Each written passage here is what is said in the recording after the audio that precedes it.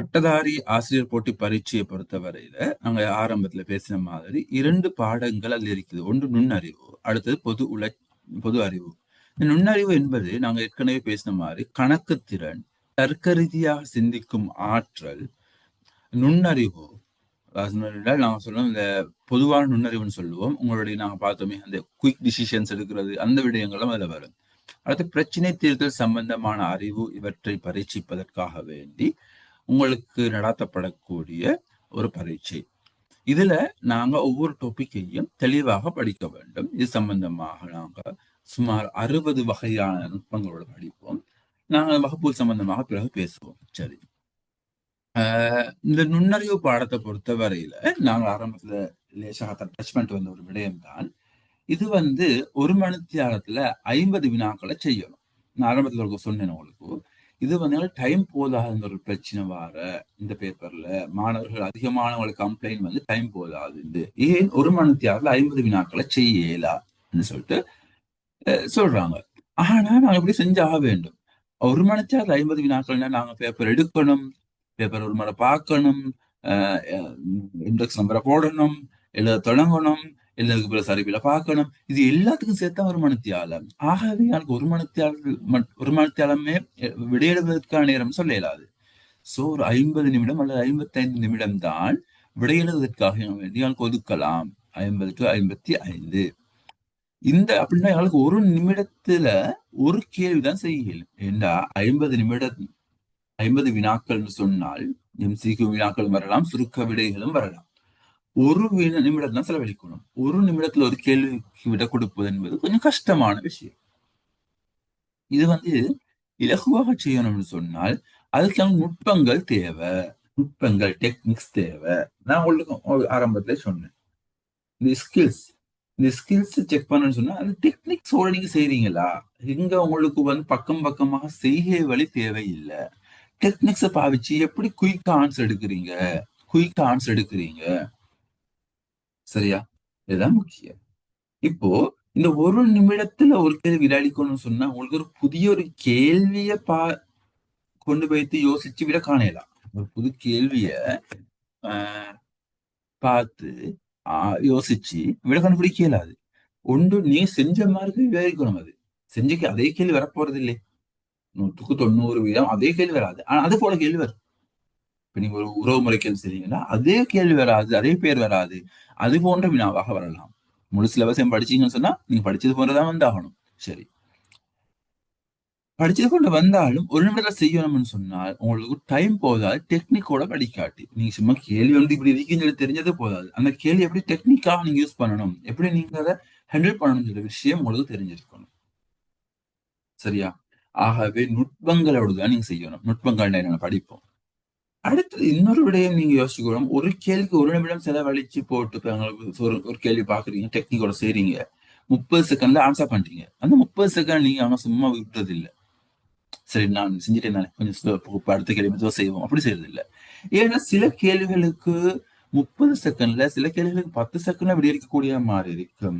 சில கேள்விகளுக்கு 2 நிமிடங்கள் தேவைப்படக்கூடிய மாதிரியும் இருக்கும். ஆகவே பரீட்சை வினாப்பத்தில் தயாரிக்கப்பட்டிருப்பது அவ்வாறுதான். ஆகவே நீங்க என்ன செய்யணும், எல்லா கேள்விகளுக்கும் விடையளிக்கணும் என்றால் எல்லாத்துக்கும் டெக்னிக் பாவிச்சதோட ஒவ்வொரு செகண்டும் அங்க பிரயோசனம் என்பதை ஞாபகம் வச்சுக் கொள்ளுங்க. நுட்பம் சொன்னா என்ன? நுட்பம் என்பது குறுகிய நேரத்துல இலகுவாக செய்யற முறையைத்தான் நான் நுட்பம்னு சொல்லுவோம், டெக்னிக்ஸ்னு சொல்லுவோம். ஆக நுட்பங்களை கற்க வேண்டும். நுட்பங்களை கற்க வேண்டும். நுட்பம் என்பது நான் ஆரம்பத்தில் சொன்ன மாதிரி வினாக்களை அணுகுவது எவ்வாறு, விடை காண்பது எவ்வாறு. என்னோட கிளாஸ்ல இந்த விடைக்கு முக்கியத்துவம் இல்ல, விடை காணும் முறைக்குத்தான் முக்கியத்துவம் கொடுக்கப்படும். சோ வினாக்களை நீங்க சரியான முறையில் அணுகிட்டீங்கன்னு சொன்னாலே அவங்களுக்கு நீங்க 50% கேள்வி செஞ்சுட்டீங்க. கேள்விகள் விலகிடுச்சு. விடை காண்பது எவ்வாறு என்பது மீதி 50% நேரத்துக்கு. சரியோ? 50% வேலை. சோ வினாக்களை ஒரு கேள்வியை பார்த்தால் நீங்க பிராக்டிஸ் எடுக்கணும். எப்படின்னு சொன்னா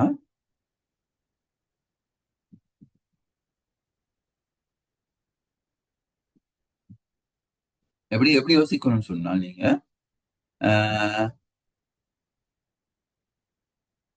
அதாவது ஒரு கேள்வி வாசிக்கிறீங்க, இது தரவு கேள்வியா? இது நிபந்தனை கேள்வியா? இது வட்டமேசை சம்பந்தப்பட்ட கேள்வியா? இது உறவுமுறை சம்பந்தப்பட்ட கேள்வியா? இது ஒரு நிபந்தனை வினாவா? இது தரவு வினாவா? தரவு என்பது ஒரு பரந்த பகுதி. ஐக்கியூ பேப்பரை பொறுத்தவரை தரவு வினாக பரந்த பகுதி நான் படிப்போம் கிளாஸ்ல. தரவு பகுதியில செய்கின்ற போது அது தரவு வகை, இது வகைப்படுத்தப்பட்ட தரவா, ஒழுங்கமைக்கப்பட்ட தரவா, இவ்வாறெல்லாம் பிரித்தறியக்கூடிய அமைப்புல நீங்க தயாராக வேண்டும். அப்பதான் உங்களுக்கு அந்த நேரத்துக்கு செஞ்சு முடிக்க இயலும். ஆகவே இது சம்பந்தமாக ஒவ்வொன்றையும் டீப்பாக நீங்க விலையும் கொள்ளணும். முதலாவது. இரண்டாவது, அந்த நேரத்துல நாங்க என்ன டெக்னிக்ஸ படிச்சோமோ அந்த டெக்னிக்ஸை அப்ளை பண்ணக்கூடிய அமைப்புல டெக்னிக்ஸ் நாங்க ஞாபகம் வச்சுக்கிறோம். அதுக்காக வேண்டி ஒவ்வொரு கேள்விக்கு ஒவ்வொரு டெக்னிக்ஸ் யூஸ் பண்ணல. இப்ப என் தொடர்ல ஒவ்வொரு கேள்வி வரும், அதுக்கு ஒவ்வொன்றுக்கும் ஒவ்வொரு டெக்னிக்ஸ் யூஸ் பண்ணலாம். எல்லாத்துக்கும் பொதுவான டெக்னிக்ஸை வச்சுக்கொள்ளணும். அப்ப ஞாபகம் வச்சுக்கொள்ள என் தொடர் வந்தால் இப்படித்தான் யோசிக்கணும். தொடர் பாடத்திறன் சம்பந்தப்பட்ட கேள்வி வந்து இப்படித்தான் யோசிக்கணும் அப்படிங்கிற ஒரு மெத்தட ஞாபகம் வச்சுக்கொள்றது. சரியா? இது சம்பந்தமாக டீட்டெயிலா பார்ப்போம். சரி, நாங்க இதுல ஒரு 112 பேர் இருக்கிறீங்க. சொல்லுங்க, இதுல ஏற்கனவே என்னோட வகுப்புகளுக்கு வந்தவங்க இருக்கிறீங்களா? வந்துருந்தா செக் பாக்ஸ்ல எஸ்ன்னு போடுங்க பாப்போம். ஏற்கனவே என்னோட வகுப்புக்கு வந்தவங்க இருக்கிறீங்களா?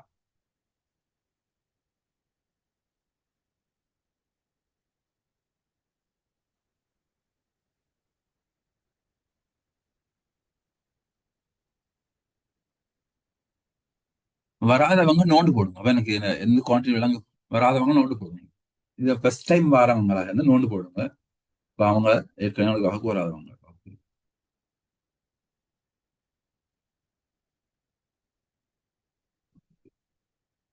சரி, இல்ல ரெண்டு சாராரும் இருக்கிறீங்க கூடுதலாக. ஃபர்ஸ்ட் டைம் வந்தவங்க தான் இருக்கிறீங்க போல.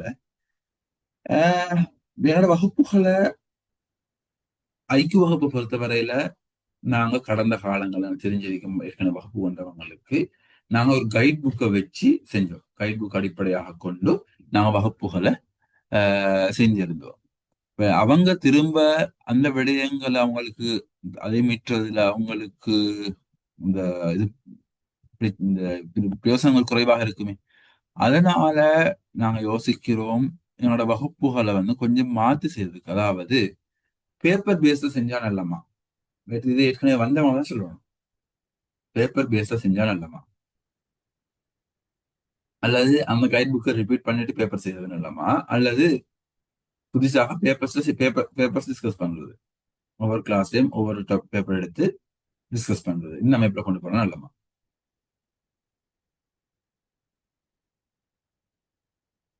Paper okay. அப்ப பேப்பர் செய்கின்ற போது புதியவங்களுக்கும் டார்கெட் பண்ணி பழையவங்களையும் சேர்த்து கொண்டு செய்யறது. அதாவது நாங்க என்ன செய்வோம், முதல் 2 3 பேப்பர் நாங்க அடிப்படையில இருந்தே போவோம், அடிப்படையில இருந்தே செய்வோம். எஸ். ஆகவே அடிப்படையில இருந்து போறதோட நாங்கள் புத்தகம் தேவைப்பட்டவர்களுக்கு புத்தகத்தை கொடுப்போம், புத்தகம் தேவைப்பட்டவங்களுக்கு புத்தகத்தையும் கொடுப்போம். அப்ப அவங்க புத்தகத்தை படிச்சு கொள்ள முடியும். அதோட இந்த இந்த மாணவர்களுக்கு, அதாவது ஏற்கனவே வந்த மாணவர்களையும் சேர்த்து புதிய மாணவர்கள் சேர்த்து பேப்பர்லயே ஆரம்பிப்போம். முதல் 3 பேப்பர்களை அடிப்படையோட செஞ்சு கொண்டு போறதோட அதுக்கு பிறகு அவங்களும் அந்த விஷயங்களை படிச்சு கொள்வாங்க. முழு சிலபஸையும் கவர் பண்ற மாதிரி பேப்பர் செய்வோம் இன்ஷா அல்லாஹ். ஓகே. ஆகவே ரெண்டு சாராரையும் இணைத்துக் கொண்டு போற மாதிரி இருக்கும். சரி, அடுத்தது பொது அறிவு சம்பந்தமாக ஒரு கேள்வி கேட்டிருக்கீங்க. பொது அறிவு வகுப்பு செய்வீங்களா? எஸ், பொது அறிவு வகுப்பு நடைபெறும். பொது அறிவு வகுப்பு ஆஹ் ஜாபிர் சார் அல்லது ஜின்னா சார் செய்வாங்க. ஜாபிர் சார் ரெஜிஸ்டர் சீரிஸுக்கும் அதிகமான வகுப்புகள் செஞ்சாரு. ஜிஎஸ் எக்ஸாமுக்கு வகுப்புகள் செஞ்சாரு இப்ப கிட்டத்துல போன மாதங்கள்ல. சார் எஸ்எல்இஏஎஸ் சாரி எஸ்எல்ஏஎஸ்ல ஸ்பெஷல் கிரேட்ல இருந்தவர். இலங்கை அதிஉயர் அரசு சேவை எஸ்எல்ஏஎஸ், அதுல ஸ்பெஷல் கிரேட்ல இருந்து நிதி அமைச்சின் மேலதிக செயலாளராக இருந்து நீர்ப்பாசன அமைச்சின் மேலதிக செயலாளராக இருந்து இவ்வாறு பல்வேறு திணைக்களங்களுடைய செயலாளர்களாக, அமைச்சுக்களுடைய செயலாளர்களாக இருந்து ஆஹ் இன்றைக்கு ஓய்வு பெற்று இப்போ அரசு சேவையில், அதாவது அந்த இன்டர்வியூ போர்டுகள்ல இவ்வாறான முக்கியமான பதவிகள் இருக்கக்கூடியவர் தான் ஜாபிர் சார். சார் அவர் பொது அறிவோடு சம்பந்தப்பட்ட மிகவும் நெருக்கமான தொடர்புடையவர். அவர் செய்வாரு. கல்விசார் விடயங்கள் வருகின்ற போது ஜின்னா சேரை இணைத்துக் கொண்டு செய்வோம். ஜின்னா சேர் வந்து கல்விசார் பொது அறிவு விடயங்கள்ல பல அனுபவம் மிக்கவர். அவரும் பல்வேறு பல பல வருடங்களாக வகுப்புகள் செஞ்சு கொள்ளக்கூடியவர், பல்வேறு புத்தகங்களை வெளியிட்டு இருக்கக்கூடியவர். அவரும் செய்வார். ஆகவே அவங்க செய்வாங்க. அடுத்தது ஐக்கியூ வந்து நான் செய்வோம். நான் வந்து அறிமுகம் ஒன்று தரல் ஆரம்பத்துல சஃப்ரான் சலீம் சுமார் 8 வருடங்களாக உயர்போட்டி பரீட்சைகளுக்கு ஐக்கியூ வகுப்புகளை தயார்படுத்தக்கூடிய வகுப்புகளை செய்திருக்கிறோம். அதில் உண்மையிலேயே இந்த ஆசிரியர் போட்டி பரீட்சை உண்மையிலேயே சக்சஸ் ஆன ஒரு பரீட்சைன்னு சொல்லலாம். அதிகமான மாணவங்க சேவிஸுக்கு உள்வாங்கப்பட்டாங்க. உண்மையிலே எங்களுடைய வகுப்புகளுடைய ஆரம்பம் எங்கன்னு சொன்னால் நசீர் சார் இருந்து ஆரம்பிக்கப்பட்டது. நசீர் சார் வந்து சுமார் 40 வருடங்களாக வகுப்புகளை செய்து வரக்கூடியவங்க. சார் என்ன செய்தாருன்னு சொன்னால் ஐக்கிய சம்பந்தமான புத்தகங்களை வெளியிட்டிருக்காரு. உண்மையில கைட் புக்ல 180% பகுதி சார் தயாரித்ததுதான். அதுக்கு பிறகு அன்னை கால விடயங்களை சேர்ந்து நாங்க புதிய பதிப்பு வெளியிட்டோம். ஆகவே இந்த புத்தகங்கள் வெளியிட்ட சார் வந்து அரசாங்க சேவையில உயர் சேவையான SLESல கிளாஸ் 1ல இருந்து ஓய்வு பெற்றவர். சுமார் 1.5 வருடங்களுக்கு முன்னர் சார் இறையடி இருந்தார். சோ அவர் வழிகாட்டின பிரகாரம், அவருடைய வழிப்பிரகாரம் உண்மையில இந்த டிஓ உள்ளவங்களுக்கு தெரிஞ்சிருக்கும். இந்த டிஓ உள்ளவங்க ஏற்கனவே வகுப்புக்கு வந்தவங்க அவங்களுக்கு தெரிஞ்சிருக்கும் சார் சம்பந்தமாக. சார் கிளாஸ் செஞ்சாரு. சாருடைய உண்மையில கடைசியாக சொன்ன வார்த்தையும் அவர் மரணிப்பதற்கு முன்னதாக தெளிவாக பேசிய சொன்ன கடைசியான வார்த்தையும், இந்த டிஓ ஏற்கனவே வகுப்புக்கு வந்தவங்க இருக்கிறாங்க, அவங்களுக்கு எக்ஸாம் நடக்கல, அவங்களுக்கு கூடியவர்கள் எக்ஸாம் நடக்கின்ற போது அவங்களுக்கு மீண்டும் ஒரு வழிகாட்டல் வகுப்பு செய்திருங்கன்ற விஷயத்த சொல்லிதான் கடைசியாக பேசின விடயம். உண்மையிலே இந்த அந்த வகுப்புகள் சம்பந்தமாக மிகவும் அக்கறை எடுத்து செய்தவர். கடைசி காலங்களில் சுகம் இல்லாம இருந்துச்சு சார் அவருக்கு. சோ அப்படி ஒரு சிச்சுவேஷன். சோ அவருடைய வழிகாட்டல் பிரகாரம் நாங்க வகுப்புகளை செஞ்சு கொண்டு போறோம். இன்னொரு ஆள் கேட்கிறாரு, மார்னிங் தான் நடக்குமா, டைம் எதுவும் மாற்றம் இருக்குதா? மார்னிங் கிளாஸஸ் பொதுவாக மார்னிங் செய்யறது எங்களுக்கு இலகுவாக இருக்கும். அதோட வந்து வார மாசம் நோம்பும் ஸ்டார்ட் ஆகுது. இப்படிதான் நாங்கள் கிளாஸை வந்து ஒரு one week time 1 or 2 week time தந்த போது கிளாஸ் ஸ்டார்ட் பண்றதுக்கு இருக்கிறோம். மாணவர்களோட வேண்டிய கொடுக்கினாங்க. சோ நோம்பும் வரதுனால ஈவினிங் செய்யறதுல சில சிக்கல்கள் இருக்குது. அடுத்தது ஈவினிங் செய்யறேன்னு சொன்னாலும் பார்ப்போம் நாங்க எப்படி செஞ்சு போடுறேன்னு சொல்லிட்டு. சரியா? மார்னிங் சார் சொல்லுங்க. இந்த ஃபீஸ் விஷயமா கொஞ்சம் ஒரு டவுட் ஒன்று இருக்கு சார், கதைக்கலாமா? சொல்லுங்க.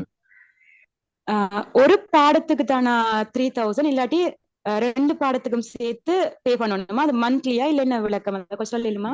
நாங்க 3000 சொல்லிட்டு எந்த ஒரு மெசேஜும் இது வரைக்கும் போட இல்ல. முதலாவது இல்லையா? சரியா? Okay sir. அது வந்து நீங்க வேற எங்க குரூப்ல பாத்துருப்பீங்களாச்சும். நாங்க இன்னும் பீஸ் விஷயமாக எந்த அப்டேட்டும் தர இல்லை. பீஸ் விஷயமாக இன்னைக்கு கிளாஸ் முடிய போயிட்டு பேசுவோம். சரியா? ஐக்கியூ கைட் புக் வேணும்னு சொல்றவங்களுக்கு கைட் புக் எடுத்துக்கொள்ள முடியும். அந்த கைட் புக் சம்பந்தமாக நான் வந்து குரூப்ல மெசேஜ் போடுறேன், எப்படி எடுத்துக்கொள்வது சம்பந்தமாக. சரியா? ஐக்கியூ கைட் புக் PDF வடிவில் இருக்குது. 150 பக்கங்களை கொண்ட 65 வகையான நுட்பங்களை உள்ளடக்கிய புத்தகம். அது PDF வடிவில் தான் இருக்குது. அதை எப்படி எடுத்துக்கொள்ள விடயத்தை நான் உங்களுக்கு குரூப்ல போடுறேன். சரியா? அடுத்தது நாங்க வந்து வந்ததுக்கு நாங்க சில விஷயம் படிச்சுக்கொள்ளணுமே. சும்மா டைம் போகிறதுனால நாங்க சில விஷயங்களை படிச்சுக்கொள்வோம். ஒரு மணித்தியாலமாக நாங்கள் டிஸ்கஸ் பண்ணியிருக்கிறோம். இது நாங்க எழுதுறது நாங்கள் பிறகு படிப்போம். முக்கியமான ஒரு வினாக்கள் அண்மை கால பரீட்சைகள் அதிகமாக கேட்கப்படுற, அதாவது கேலண்டர் டைப் கொஸ்டின்ஸ் அதிகமாக அண்மை கால பரீட்சைகள்ல வினவப்பட்டு கொண்டு வருது. இந்த கேலண்டர் டைப் கொஸ்டின்ஸ்ல முதலாவது நீங்க தெரிஞ்சிருக்கணும், ஒரு வருஷத்துல எத்தனை நாட்கள் இருக்கிற? ஒரு வருடத்துல எத்தனை நாட்கள் உண்டு? 365. ஓகே, அது சாதாரண வருடம். லீஃப் வருடமாக இருந்தா 366. 366. எத்தனை வாரங்கள் அல்லது கிழமைகள் இருக்கிறது? 52. 52. வேற விடைகள் இருக்குதா? ஐம்பத்தி இல்ல ரெண்டு 52. 52 சரி. 52 எப்படி பாக்குறது அதை? நாங்க இலகுவாக அதை எப்படி நாங்க கன்ஃபார்ம் பண்றது? 365 நாட்கள் இருக்கிறது சாதாரண வருடம். அத ஒரு வாரத்தில் இருக்கிறது, ஒரு கிழமையில் இருக்கிறது 7 நாட்கள், 7 பிரிக்கிறது.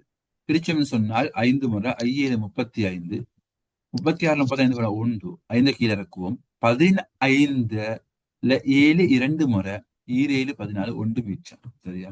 நான் வாட்டி விட பிரிச்சு காட்டினதுக்கு நீங்க நினைக்கலாம் இது என்ன கிரேட் 5 கேள்வி ஒன்று தானே. எனக்கு முக்கியம் இந்த விட, இந்த இடம் தான் எனக்கு முக்கியம்.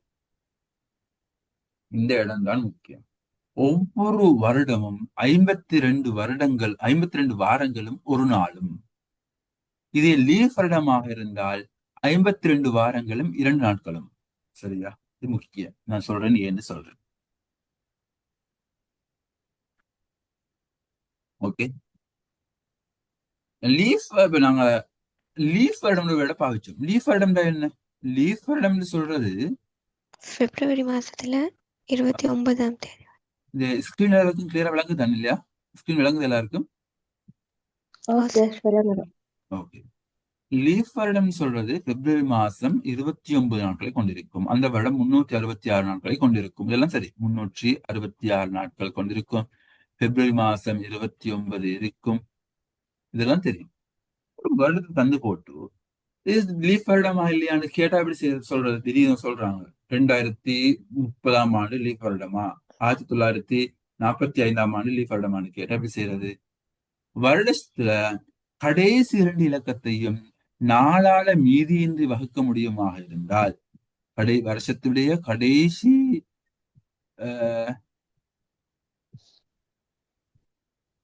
2 எண்களையும், உதாரணமாக 2020 கடைசி 2 இலக்கம் 20, 20 4ஆல மீதியின்றி வகுக்க முடியுமாக இருந்தால் அது லீஃப் வருடம். மீதி 1 2 3 வருமாக இருந்தால் அது லீஃப் வருடம் இல்ல. இது 0 வந்ததுனால இது ஒரு லீஃப் வருடம். ஆகவே 21 எடுத்துக்கணும்னு சொன்னால் 4ஆல வகுத்தோம்னு சொன்னால் இதை 4ஆல பிரிப்போம். இதை 4ஆல பிரிச்சோம்னு சொன்னா என்ன? மீதி 1 வரும். மீதி 1 வந்தால் அது லீஃப் வருடம் இல்லை. ஆகவே ஒரு வருடத்தின் கடைசி 2 இலக்கங்களையும் 4ஆல் வகுக்கின்ற போது மீதி 0 இருக்குமாக இருந்தால் அது லீஃப் வருடம். மீதி 1 2 3 வருமாக இருந்தால் லீஃப் வருடம் இல்லை. சரி, ஒரு கேள்வியை பார்த்துட்டு நாங்க இதுக்குள்ள முக்கியமான கேள்வியை போவோம்.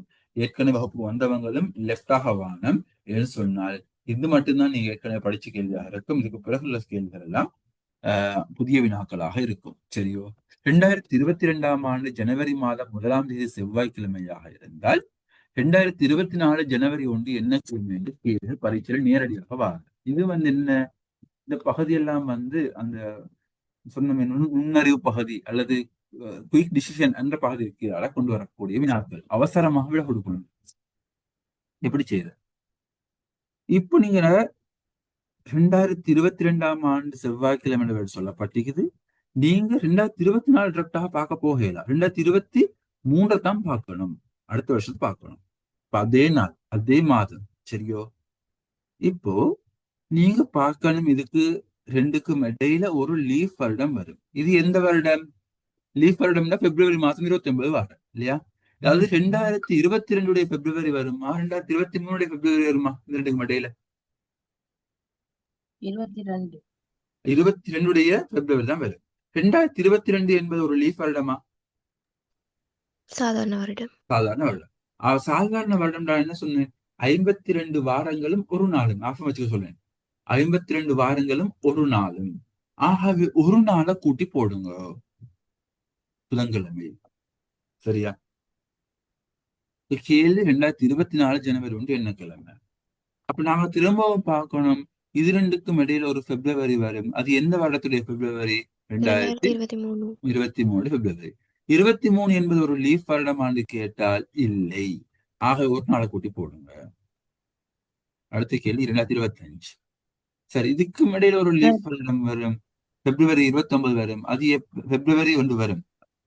இது 2க்கும் மேல ஒரு பிப்ரவரி 24 பிப்ரவரி. அது லீஃப் வருடம். 2024 என்பது ஒரு லீஃப் வருடம்.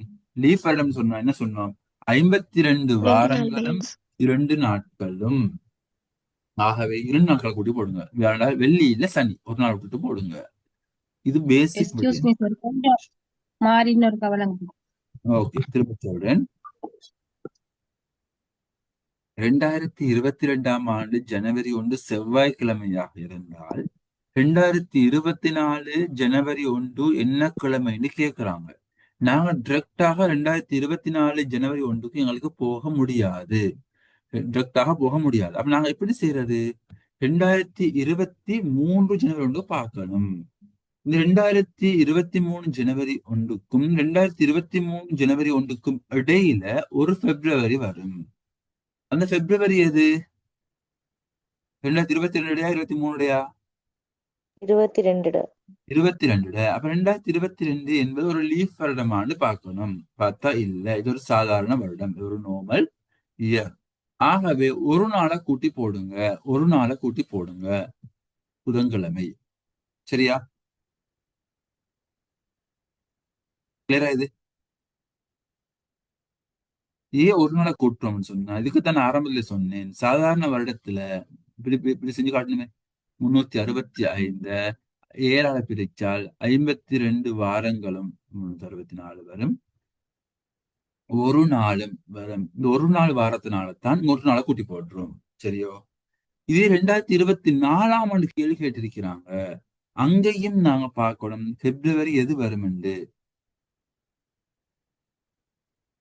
இதுல பிப்ரவரி எது வரும்னு பார்க்கணும். பிப்ரவரி இந்த பிப்ரவரி தான் வரும். இது 2023 பிப்ரவரி 23 என்பதும் ஒரு நார்மல் இயர், ஒரு நார்மல் இயர். ஆகவே அங்கேயும் ஒரு நாள் மட்டும் கூட்டி போட்டால் போதும், ஒரு நாள் மட்டும் கூட்டி போட்டால் போதும். புதன்கிழமை சொன்னால் வியாழக்கிழமை. விளங்குச்சுதா இது கேள்வி கேட்டவர்? ஆம் சார். ஓகே, இப்ப 2025 கேட்டிருக்கிறாங்க.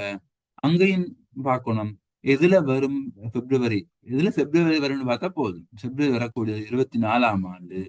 இந்த 24ஆம் ஆண்டு என்பது ஒரு லீஃப் வருடம். நீங்க பிரிச்சீங்கன்னு சொன்னா 24 4ஆல பிரிச்சீங்கன்னு சொன்னால் 6 முறை 6 4 24 மீதி 0. ஆகவே இது லீஃப் வருடமாக இருப்பதனால 2 நாட்களை கூட்டி போடுங்க, 2 நாட்களை கூட்டி போடுங்க. அப்ப சனி இல்லை, சாரி வெள்ளி இல்லை, சனிக்கிழமை. சனிக்கிழமை. சரியோ? சனிக்கிழமை. சரி. இந்த கேள்வி போகும்போது நாங்க இன்னும் சில அடிப்படையான சில கலண்டர் சம்பந்தப்பட்ட வினாக்களை பார்த்துட்டு வருவோம். சரியா? கலண்டர் சம்பந்தப்பட்ட அது புரிந்த கேள்வியை டைம் இருந்தா பார்ப்போம். சரியா?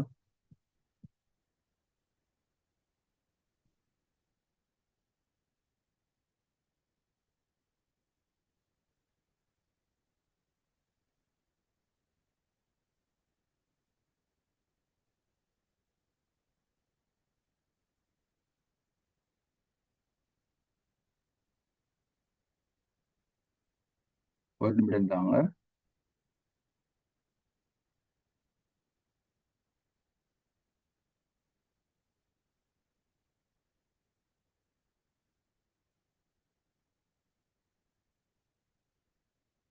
உங்களுக்கு கிளாஸ் டைம்ல கிளாஸ்க்கு முன்னுக்கே பேப்பர் அனுப்பிடுவோம். பேப்பர் செய்யக்கூடிய டியூட்டியோ அனுப்பிடுவோம். சரியா? இது இன்ட்ரடக்ஷன் கிளாஸ்னால நாங்கள் ஸ்டார்ட் அனுப்பல, இல்லைன்னா வழங்காக அனுப்பிடுவோம். சரியோ?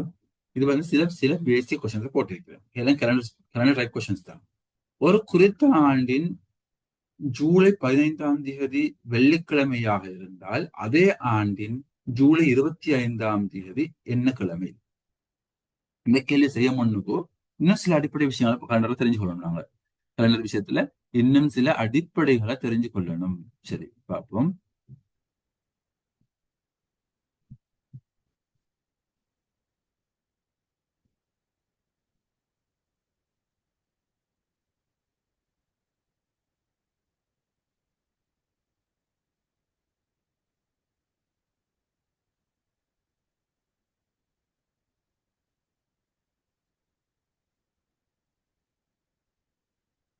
இப்ப நாங்க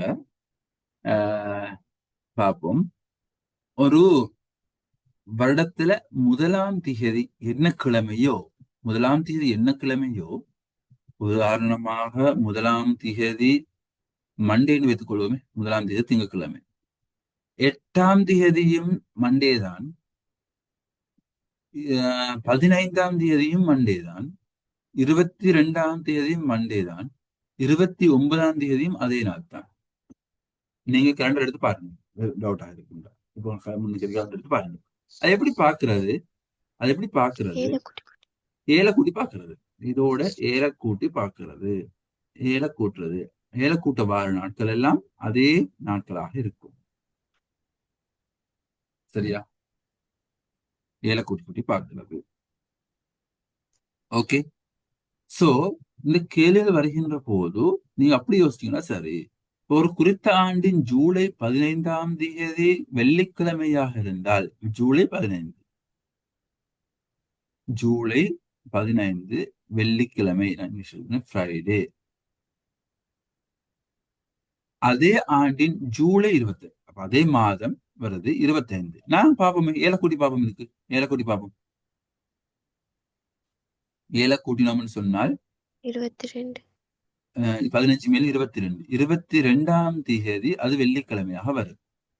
இப்ப நாங்க அடுத்த ஏழை கூட்டினோம்னு சொன்னா 29 போயிட்டு 29 தேவையில்லையா எங்களுக்கு? அப்படி நாங்க பாப்போம். எப்படி பாப்போம்? 23 என்ன கிழமை, 24 என்ன கிழமை, 25 என்ன கிழமை, சும்மா டக்குன்னு பார்த்துட்டு போடலாம். சனி, அப்படி சனி, ஞாயிறு, திங்கள், அப்ப விட திங்கள். ஓகே, விட திங்கள். ஜஸ்ட் ஒரு ஏழப்பா கூட்டிட்டு போடுறது தான். Okay, Monday. Very good. அடுத்தது, அடுத்த கேள்வி கேட்கிறாங்க. நாங்க இது சம்பந்தமாக கிளாஸ்ல பேப்பர் செய்யும்போது பார்ப்போம். பட் நாங்க இப்ப இந்த இன்ட்ரடக்ஷன் கிளாஸ்ல வந்ததுக்கு ஒரு சில நாலேஜ் எடுத்துக்கொண்டு போகணும், அதனால செய்வோம். 2024 ஜனவரி 1 புதன்கிழமையாக இருந்தால் ஜனவரி 29 என்ன கிழமை? குயிக்கா சொல்லுங்க பார்ப்போம். புதன் தான். புதன் தான். ஏன்னா 1, 8, 14 வச்சுக்கொள்ளுங்க. 1, 8, 15, 22, 29 ஒரே நாள் தான் வரும். சரியா?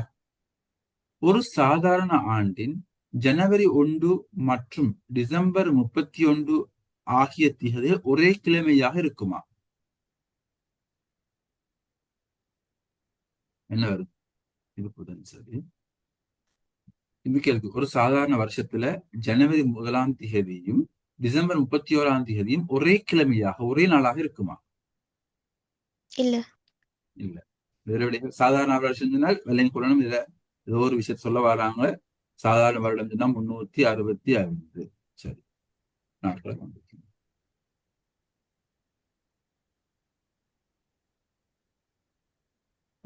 என்ன சொல்றாங்க?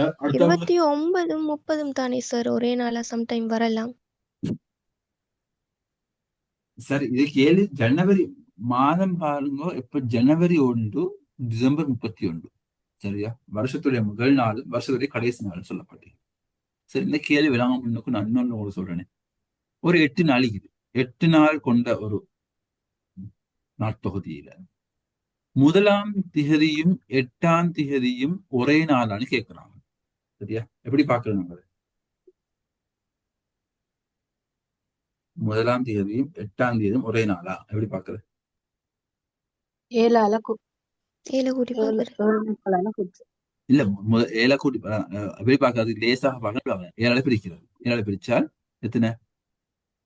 உங்களுக்கு சரி, பிரிக்க முன்னுக்கு நீ சொல்லுங்களேன். முதலாம் தேதி 8ஆம் தேதி ஒரே நாள் வருமா வராதா? வரும்.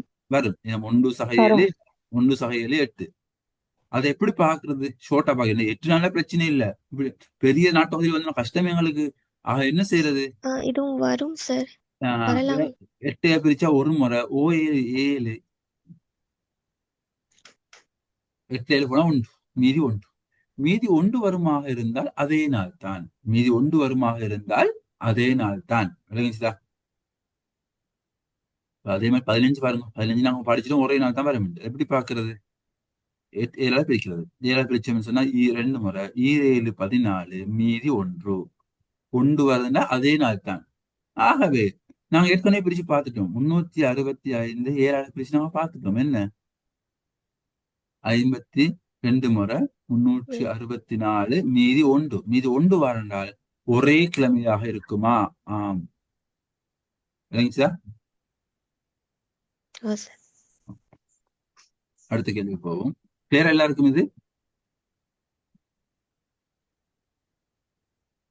Can you explain again? Okay, எந்த கேள்வி எக்ஸ்பிளைன் பண்ணணும்? மூணாவது கேள்வியா ரெண்டாவது கேள்வியா? எந்த கேள்வி?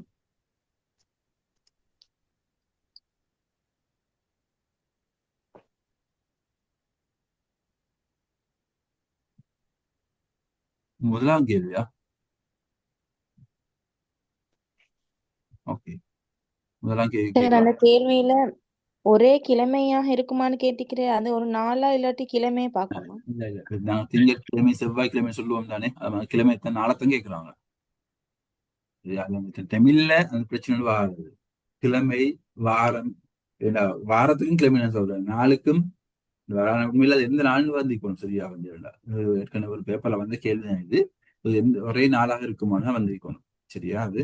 ஓகே, ஒரு குறித்த ஆண்டின் ஜனவரி 15ஆம் தேதி வெள்ளிக்கிழமையாக இருக்குமாக இருந்தால் ஜூலை 25 என்ன கிழமைன்னு கேட்கிறாங்க. இந்த கேள்வி திரும்ப ரிப்பீட் பண்ண சொல்றாரு, அது மட்டும் ரிப்பீட் பண்ண போறேன்.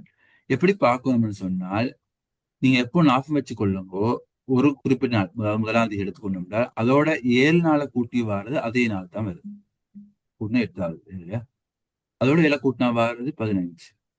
இந்த முதலாம் தேதி, 8ஆம் தேதி, 15ஆம் தேதி எல்லாம் ஒரே நாள் தான் வருது. இப்போ 7 கூட்ட கூட்ட வாரதெல்லாம் ஒரே நாள் தான். அந்த அடிப்படையில ஜூலை 15, ஜூலை 15 வெள்ளிக்கிழமைன்னு சொல்றாங்க.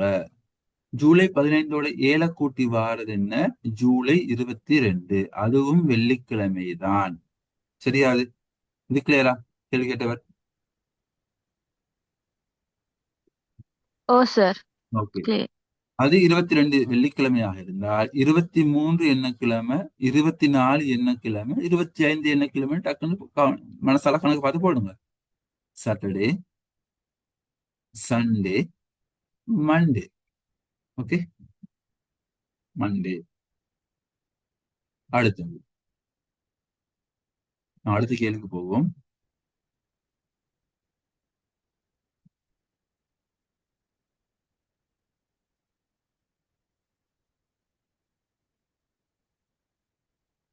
லீப் வருடம் ஒன்றின் பிப்ரவரி 1ஆம் தேதி திங்கட்கிழமை எனில் அதே ஆண்டு மார்ச் 1ஆம் தேதி என்ன கிழமை? லீப் வருடம் ஒன்றுல பிப்ரவரி 1ஆம் தேதி திங்கட்கிழமையாக இருந்து அதே ஆண்டு மார்ச் 1ஆம் தேதி என்ன கிழமை? செவ்வாய்க்கிழமை. செவ்வாய்க்கிழமை சொல்றாங்க. வேற விடைகள்? புதன்கிழமை. புதன்கிழமை. சரி, வேற விடைகள்? சரி, எனக்கு சொல்லுங்க. பிப்ரவரி செவ்வாய். லீப் வருடம் சொன்னால் பிப்ரவரி எத்தனை நாளைக்கு? 29. 29. சரிதானே? 29. 29 இருந்தா திங்கட்கிழமையும் 29 தான். ஆ, மார்ச் 1ஆம் அப்ப தேதி மார்ச் 1 செவ்வாய். ஓகே. பிப்ரவரி 29 திங்கட்கிழமை தான். சரிதானே? நாங்க எப்படி படிச்சோம்? 1, 8, 15, 22, 22, 29 29. எல்லாம் 7 கூட்டிடுங்க. 7, 7, 7. ஆகவே திங்கட்கிழமையும் அதே நாள் தான். திங்கட்கிழமையும் அதே இந்த சாரி 29 பிப்ரவரி 29 அதே நாள் தான் திங்கட்கிழமை. சரியோ? ஆகவே மார்ச் 1 அடுத்த நாள் செவ்வாய்க்கிழமை. ஓகே, செவ்வாய்க்கிழமை. கிளியரா?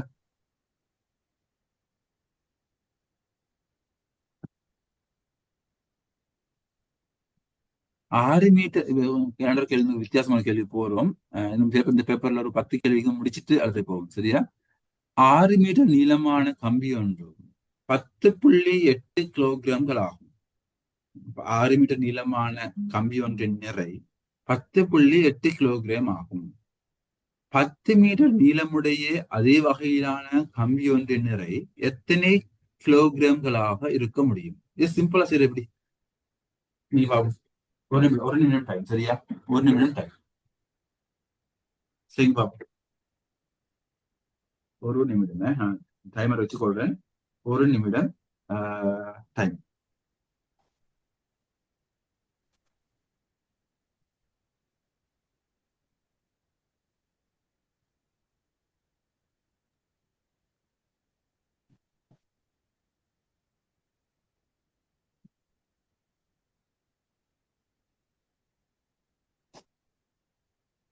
ராஜ் சொல்றாரு 18.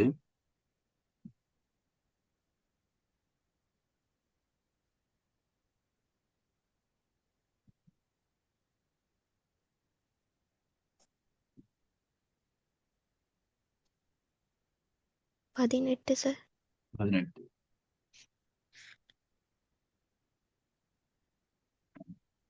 அடுத்தது செய்யறதோட எங்களோட வகுப்புகள் ஒவ்வொன்றுக்கும் ரெக்கார்டிங் வழங்கப்படும். சரியா? ரெக்கார்டிங் சொன்ன கேட்கலாம்.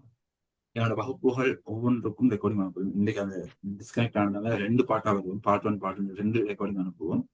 என்னோட வகுப்புகளுக்கு நாங்கள் ரெக்கார்டிங்ஸ் ஒவ்வொரு வகுப்பினுடைய அதே நாள் அது அடுத்த நாள் ரெக்கார்டிங் தருவோம். ஆனா ரெக்கார்டிங் தாரதானேன்னு சொல்லி போட்டு கிளாஸுக்கு வராமிக்கவான ஏன்னு சொன்னா கிளாஸ்ல வந்து படிக்கிற மாதிரி உங்களுக்கு ரெக்கார்டிங் பார்த்து படிச்சு கொள்வது கஷ்டமாக இருக்கும்.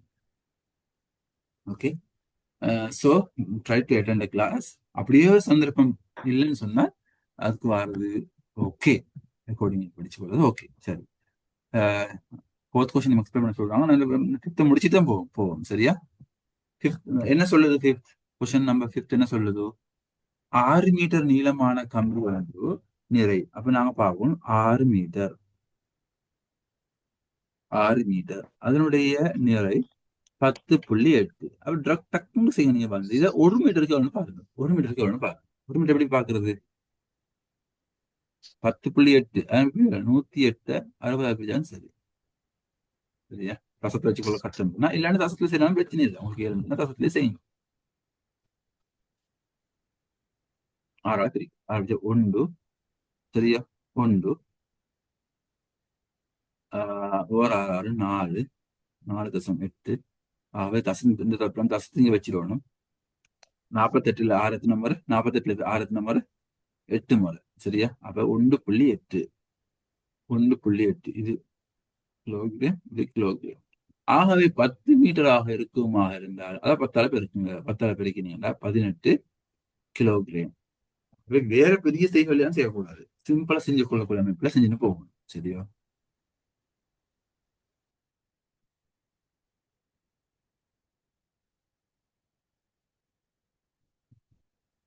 அடுத்தது 4வது கேள்வி கேட்கிறாரு டக்குன்னு சொல்லிட்டு நான் அடுத்த கேள்வி போறேன். 4வது கேள்வி சிம்பிள் கேள்வி உண்டு. என்ன கேள்வி?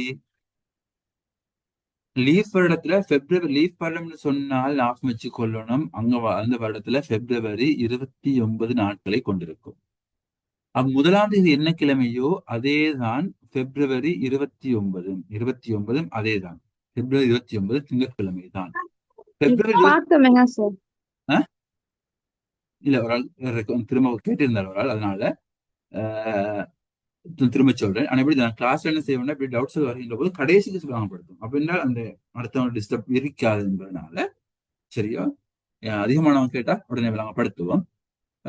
சோ இந்த கேள்வி மட்டும் பார்த்துட்டு போவோம். ஆகவே மார்ச் 1 என்ன கிழமைன்னு கேட்டால் மார்ச் 1 என்ன கிழமைன்னு கேட்டால் அடுத்த நாள் திங்கள் செவ்வாய். விளங்கிச்சுதா? கேள்வி கேட்டவர் 29 என்ன கிழமை கேட்டால் 1ஆம் தேதி, 8ஆம் தேதி, 15, 22, 29 எல்லாம் ஒரே நாள் தான் வரும். நான் ஏற்கனவே படிச்சுட்டோம் இதை. ஆக 1ஆம் தேதி திங்கள்னு சொன்னா 8 திங்கள் தான், 15 திங்கள் தான், 22 திங்கள் தான், 29 திங்கள் தான். 29 திங்களாக இருந்தால் செவ்வாய் அடுத்தது. ஓகே, நாங்க அடுத்த கேள்வி போவோம். 5 6 செஞ்சிடும். 7வது கேள்வி போவோம். அதுவும் ஒரு கணித வினாவும் தான் போட்டிருக்கிறேன். சரி, இது வந்து கிட்டத்தட்ட ஒரு மாணவர் என்ற கேள்வி வந்தது. 50 வினாக்களை கொண்ட குறித்த ஒரு நுண்ணறிவு பரீட்சை வினாத்தாள் ஒன்றிலே விடை அளிக்கும் ஒவ்வொரு சரியான வினாவுக்கும் 3 புள்ளிகள் படி வழங்கப்படுவதோடு தவறான வினாவுக்கு 1 புள்ளிகள் குறைக்கப்படும். அந்த வினாத்தாளிலே 50 வினாக்களுக்கும் விடையாது. அப்ப எல்லா கேள்வியும் விட கொடுக்கிறாரு, எந்த கேள்வியும் விடல. அவருக்கு 78 புள்ளிகள் கிடைக்கப்பட்டதாக இருந்தால் சரியாக விடையளித்த வினாக்கள் எத்தனை? மொத்தம் 50 கேள்வி இருக்குது. அதுக்கு ஒரு கேள்விக்கு 3 மார்க்ஸ். சரியா? அப்ப 150 வரணும் எல்லாம் சரியாக செஞ்சா. அதே பிழையாக செஞ்சிருந்தாலும் சொன்னா 1 மார்க்ஸ் குறைக்கிறோம். சரியா? உதாரணமாக 50 கேள்வி பிழையாக செஞ்சிருந்தேன்னு சொன்னா அவருக்கு 50 மார்க்ஸ் குறைஞ்சிடும். 50 மார்க்ஸை குறைக்கணும் அவருக்கு. ஆனா இவர் எடுக்கிற மார்க்ஸ் வந்து 78.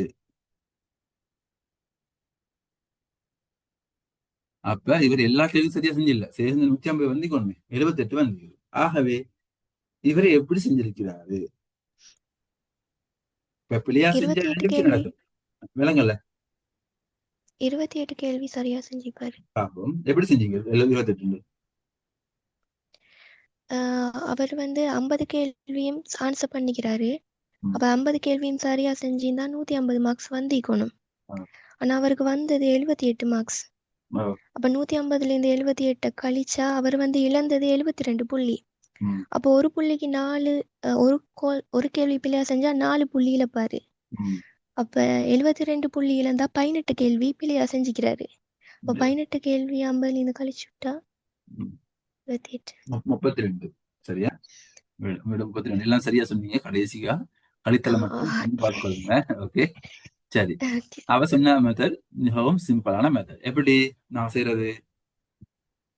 50 வினாக்கள் இருக்குது. நான் ஏற்கனவே பார்த்த மாதிரி 50 கேள்விகளும் சரியாக செஞ்சா 150 வந்திருக்கணும். ஒரு கேள்வி பிழையாக இருந்தால் அந்த கேள்வி பிழையானதுனால சரியான விடைக்கு கிடைக்க 3 மார்க்ஸ் கிடைக்காது. ஒரு கேள்வி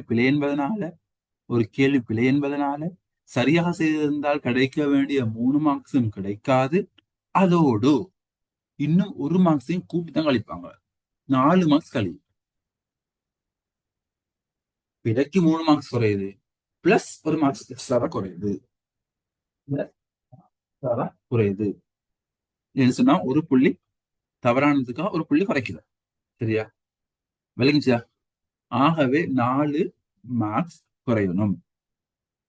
சரி, இப்போ அவர் 150 எல்லாம் சரியா செஞ்சா 150 எடுத்துக்கணும். அவர் எடுத்தது 78 தான். அப்ப எத்தனை மார்க்ஸ் அவர் தவறிக்கிறாரு? தவறின மார்க்ஸ் எத்தனை? இல்ல 150 78 போனா 72. ஆகவே 72 மார்க்ஸ். ஒரு கேள்விக்கு 4 மார்க்ஸ். அப்ப எத்தனை கேள்வி? 72 மார்க்ஸ் குறையணும். 4 பிரிங்க. 4 பிரிச்சோம்னு சொன்னால் 1 4 4 கழிச்சா 3 32 8 18 கேள்விகள் அவர் பிழை விட்டிருக்கிறாரு. ஆகவே 50ல 18 போனா என்ன? 50ல 18 போனால் வார 32 தான் அவரு சரியாக செய்திருக்கிறாங்க. 32 தான் சரியாக செய்திருக்கிறாங்க. சரியா? சரியாக செய்திருக்கிறாங்க. இதுதான் மெத்தட். பட் இதை உங்களுக்கு இப்படி அப்படியெல்லாம் விளங்காடி இப்படி யோசிச்சு பார்க்கவும் மேலும். இப்ப கிட்டத்தட்ட 78 மார்க்ஸ் வந்துக்குது. அப்ப கிட்டத்தட்ட 150 வர வேண்டிய இடத்துல 78 வந்துக்குது. அப்ப அரைவாசி மார்க்ஸ் வந்துக்குது. நான் அரைவாசியை விட கொஞ்சம் கூட வந்துக்குது சொல்ல போனா, இல்லையா? சரி, அரைவாசி வச்சுக்கொள்ளுமே. 25 25 கேள்வி அவர் சரியாக செய்திருந்தேன்னு சொன்னா 75 மார்க்ஸ் வந்திக்கணும். ஆனா 25 சரியா செஞ்சா 25 பிழை விட்டிக்கிறாரு. 25 பிழை விட்டிக்கிறாரு. பிழை விட்டிருந்தால் என்ன செய்யணும்? அதுக்கு 1 மார்க்ஸ் கழிக்கணும். கழிச்சால் 25 கழிச்சா 50 தான் வருது. ஆகவே 78 வரணும். ஆகவே அவர் இப்படி 25 செய்யல. அவர் கூட செஞ்சுக்கிறார். 30 போட்டு பார்ப்போம். ஆனா இது டைம் எடுக்கும். இந்த மெத்தட் தான் சரி. ஸ்டார்ட்ல செஞ்ச இந்த மெத்தட் தான் இலகுவான மெத்தட். 30 3ஆல போட்டோம்ல 90 மார்க்ஸ் வரணும். அதே 30 சரியாக இருந்தா 20 பிழை விட்டிறாரு. 20 பிழை விட்டிருந்தேன்னு சொன்னால் 20 அப்ப 70 கிட்டத்தட்ட வந்துக்கிறோம். இன்னும் கொஞ்சம் கூட்டி போடுவோம். 32 போடுவோம். 32 3ஆல் பெருக்கணும்னு சொன்னா 96. 18 கேள்விகள் அவர் பிழை விட்டிக்கிறாரு. ஆகவே 18 கழிக்கணும். கழிச்சா 78. இது இப்படி யோசிக்கலாம். ஆனா இதுதான் இலகுவான மெத்தட். சரியா? 4 புள்ளி குறைக்கப்படுறது கொஞ்சம் சொல்லலாமா? 4 புள்ளி ஓகே. நான் உங்களுக்கு இந்த விட சரியா கன்ஃபார்ம் வந்திருக்கும். இந்த இதை வச்சுக்கொண்டு சரியா? இதை பார்த்து உங்களுக்கு நான் செஞ்ச மெத்தட் சரின்னு சொல்லிட்டு வந்திருக்கும். இந்த விட சரி. இது எப்படி வந்து கேட்கறாரு. ஒரு ஆள் கேட்கறாரு, இந்த 4 எப்படி வந்துச்சு? அந்த 4 எப்படி வந்துச்சுன்னு சொன்னால் சொல்றாங்க கேள்வியில. இப்ப நீங்க ஒரு எக்ஸாம் எழுதுறீங்க. நீங்க பிழையா எழுதினால் மார்க்ஸ் ஒன்றும் கழிக்கிறது இல்லைன்னு வச்சுங்களேன். இப்போ உங்களோட எக்ஸாம்ல மார்க்ஸ் மைனஸ் மார்க்ஸ் இல்லையே.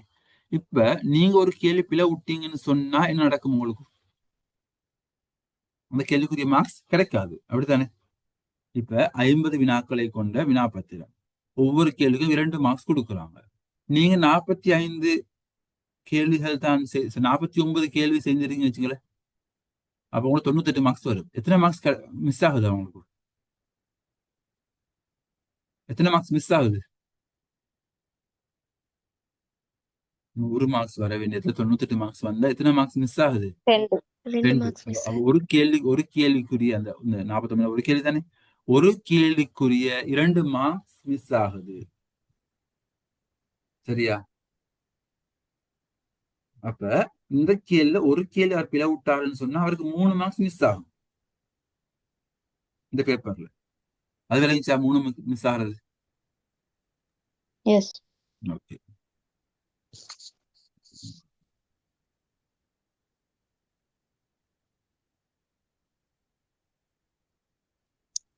சார் புரியல சார், மறுபடியும் சொல்லுங்க. ஓகே, சொல்றேன். சரி, உங்களோட எக்ஸாம் பேப்பர்ல உங்களுக்கு 50 வினாக்கள், ஒவ்வொரு கேள்விக்கும் 2 மார்க்ஸ் படி 100 மார்க்ஸ் கிடைக்குது. இதுல மைனஸ் மார்க் சிஸ்டம் வந்து இல்ல. சோ நீங்க 49 கேள்வி சரியா செஞ்சுக்கிறீங்க. சரி, எல்லா கேள்வியும் கொடுத்துக்கிறீங்க. ஆனா 49 கேள்வி சரியா செஞ்சுக்கிறீங்க. 49 சரியா செஞ்சா உங்களுக்கு 98 மார்க்ஸ் வந்துடும். அப்ப எத்தனை மார்க்ஸ் உங்களுக்கு மிஸ் ஆகுது? எத்தனை மார்க்ஸ் குறையுது உங்களுக்கு? 100 வர வேண்டியதுக்கு 98 வந்து 2 குறையுது. அது விளங்கிச்சா? 2 குறையுது. இந்த 2 என்பது இந்த மிஸ் நீங்க பிழையாக விட்ட ஒரு கேள்விக்குரிய விட மார்க்ஸ். ஒரு கேள்விக்குரிய 2 மார்க்ஸ் குறையுது. சரியா? ஒரு கேள்விக்குரிய 2 மார்க்ஸ் குறையுது. அதே மாதிரி இந்த கேள்வியில நீங்க மைனஸ் மார்க்ஸ் மறந்துடுங்க. ஒரு கேள்வியை பிழையா செஞ்சிருந்தீங்கன்னா எத்தனை மார்க்ஸ் குறையும் உங்களுக்கு? ஒரு கேள்வி பிழையா செஞ்சிருந்தீங்கன்னா எத்தனை மார்க்ஸ் குறையும் சொல்லுங்க பாப்போம். 4 இல்ல, மைனஸ் மார்க்ஸ் மறந்துடுங்க கொஞ்ச நேரத்துக்கு. ஒரு கேள்வி பிழையா செஞ்சிருந்தீங்கன்னு சொன்னா 3 மார்க்ஸ் குறையும். இதோ கிளியர் ஆகுது? பேசுங்க. ஓ sir. Okay. Clear sir. Okay. ஆனா இன்னொன்னு சொல்றாங்க, நீ தவறான விடைகள் கொடுக்கின்ற போது இன்னும் ஒரு புள்ளிகள் குறைக்கப்படுமா எக்ஸ்ட்ரா. அது 4 மார்க். சரியா? தவறான புள்ளிகள் வழங்கக்கூட அந்த ஏற்கனவே 3 மார்க்ஸ் குறையுது, அதோட இன்னொரு எக்ஸ்ட்ராவாக இன்னொரு மார்க்ஸையும் குறைக்கிறாங்க. விளங்கிச்சுதா? ஓகே. அடுத்த கேள்வி போவோம். அடுத்த கேள்வி ஒரு சமன்பாடு ரீதியான ஒரு கேள்வி ஒன்று தான். தொலைக்காட்சி பெட்டி ஒன்றை உடன் காசுக்கு விற்பனை செய்யும் போது, உடன் காசுனா உடனே காசை கொடுத்து வாங்குறது, அவருக்கு குறித்த விலையில, இந்த சொல்லப்பட்ட விலையில 10 வீதம் கழிவு வழங்கப்படுதா? இப்ப எல்லாத்துக்கும் நாங்க எத்தனை வீதம் டெக்ஸ் பே பண்றோம்? இது 12 வீதம் போட்டிக்கிறாங்க. இங்க நாங்க எவ்வளவு பே பண்றோம் ஸ்ரீலங்கால?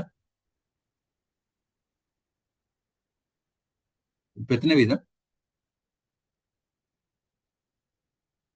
டெக்ஸ்? எத்தனை வீதம் ஸ்ரீலங்கால? வெட்டா சார்? வெட் அதான் பெருமதி சேர். 18 வீதம். வெளி 18 வீதம். Very good. 18 வீதம். பெருமதி சேர் வரின்னா வெட் தான். Value added tax. Value added text. அதான் பெருமதி சேர் வரி. ஓகே, சரி. ஓகே, இந்த கேள்விக்கு வருவோம். என்ன சொல்றாங்க இந்த கேள்வியை வந்து,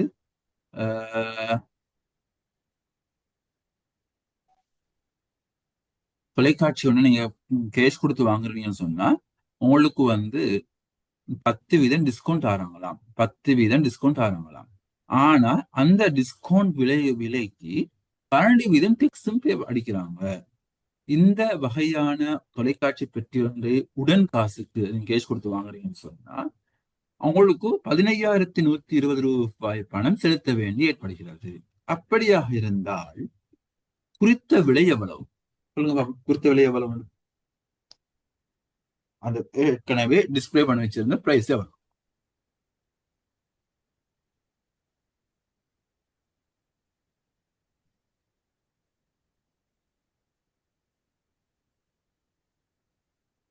இதையும் ரெண்டு மூணு விதங்கள் செய்யலாம். எப்படி செய்யலாம் இது?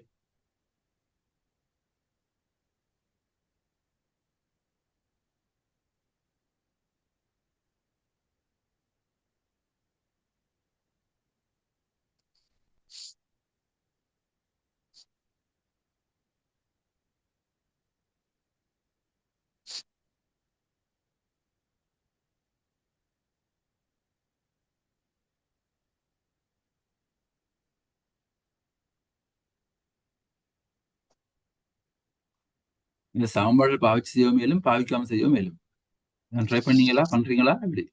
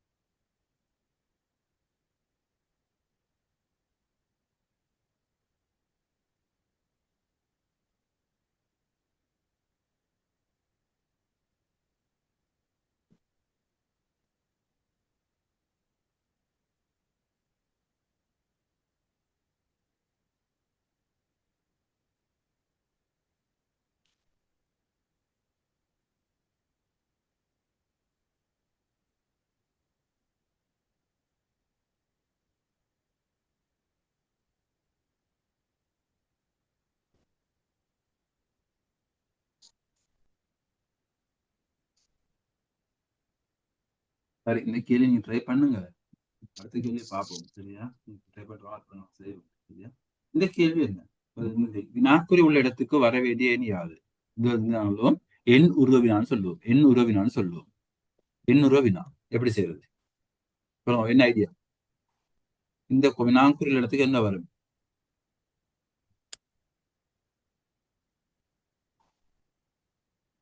10. எப்படி 10ன்னு சொல்ற ஒரு ஆள் சொன்னா ரீசன் சொல்லணுமே. எப்படி இந்த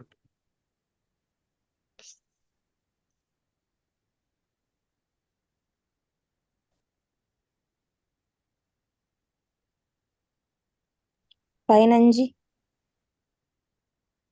15? 15 ஆன்சர் இல்லையே.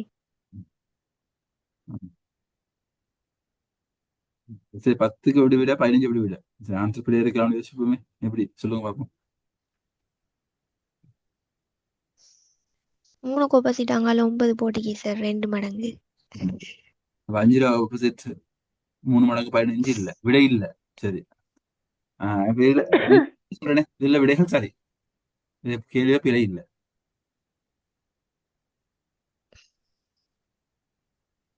9 3 மடங்காலதான். 5 வந்து 2 மடங்கு 10. அப்படி போடு. அப்படி 3 மடங்கு இங்கே 3 மடங்கு தான் பார்க்கணும். இதுல 2 3 கேள்வி வரும். சரியா? நாங்களுக்கு கேள்வி இதுல பெரிய பகுதி நாங்க படிப்போம். இதுல வந்து ஒரு உருவங்கள் 4 5 உருவங்களை தந்து போட்டு தருவாங்க. அந்த டைம்ல எங்களுக்கு லேசி பெட்டனை கண்டுபிடிச்சு கொள்ளுது. இப்படி ஒரு உருவம் தந்தால் நீங்க ஒரு வழியை கண்டுபிடிச்சு அதே வழியை தான் அடுத்து அப்ளை பண்ணணும். இப்ப நீங்க சொன்னீங்க இதை எப்படி பார்க்கணும். Yes, very good. அப்படித்தான் பார்க்கணும். அப்படி பார்த்தீங்கன்னு சொன்னா அதே வழியை தான் இங்கேயும் பார்க்கவும் வேண்டும். சரியா? அப்படி பார்த்துருவீங்களா? வேற மாதிரி பார்க்கணும்னா நீங்க சொல்லுங்க, எப்படி பார்த்தா செய்யலாம். கொஞ்சம் யோசிச்சு பாருங்க. யோசிச்சுட்டு சொல்லுங்க, நாங்க செய்வோம்.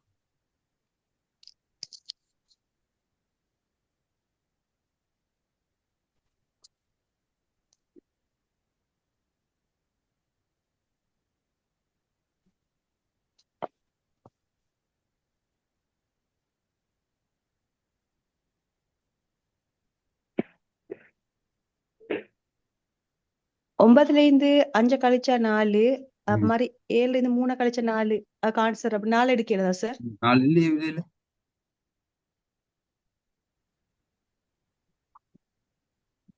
சரி,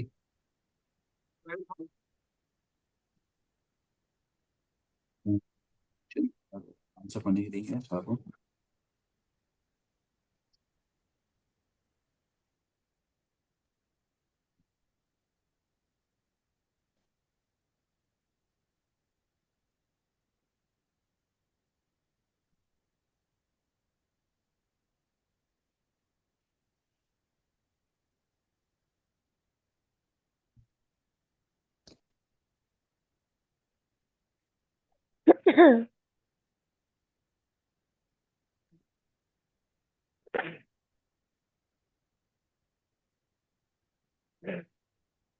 சாரி, விடை கொடுத்துக்கிறீங்க, 8 கொடுத்துக்கிறீங்க, 4 சொல்றீங்க, அப்படின்னு சொல்றீங்க. ஆனா விடை வந்து சரியான மெத்தட் என்ன கேள்விக்கு வந்து இதுல வந்து பாருங்க, நீங்க சொன்ன மாதிரி எல்லா மாதிரியும் ட்ரை பண்ணி பார்ப்போம்.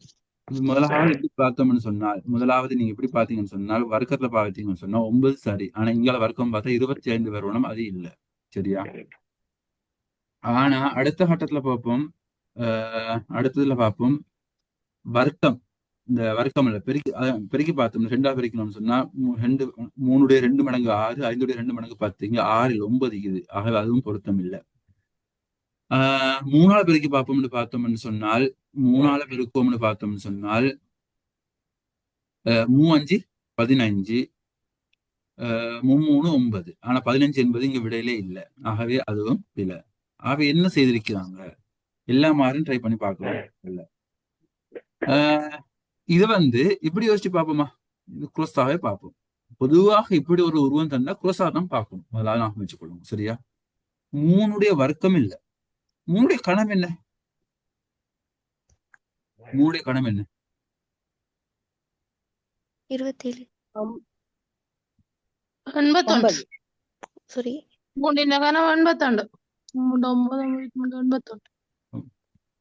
Very good. 3 9 9 3 81 இல்லையா? 9 3 என்ன? 27.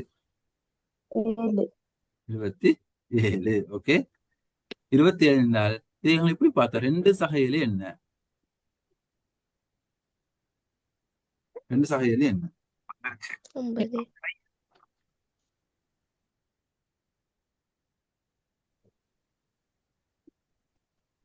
9. 9 2 சகையில 9. இப்ப அதே மாதிரி 5 பார்ப்போம்.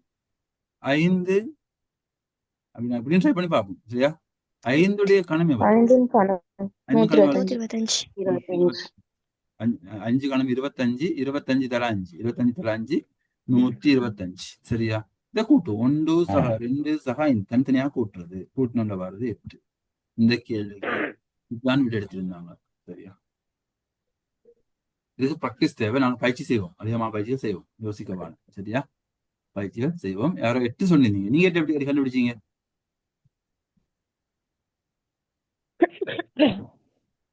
இதே மெத்தடா வேற மெத்தட் யூஸ் பண்ணீங்களா?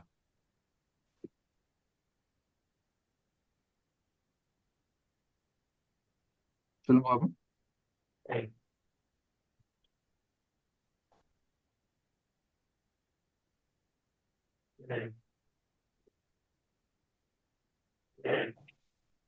எஸ், சொல்லுங்க.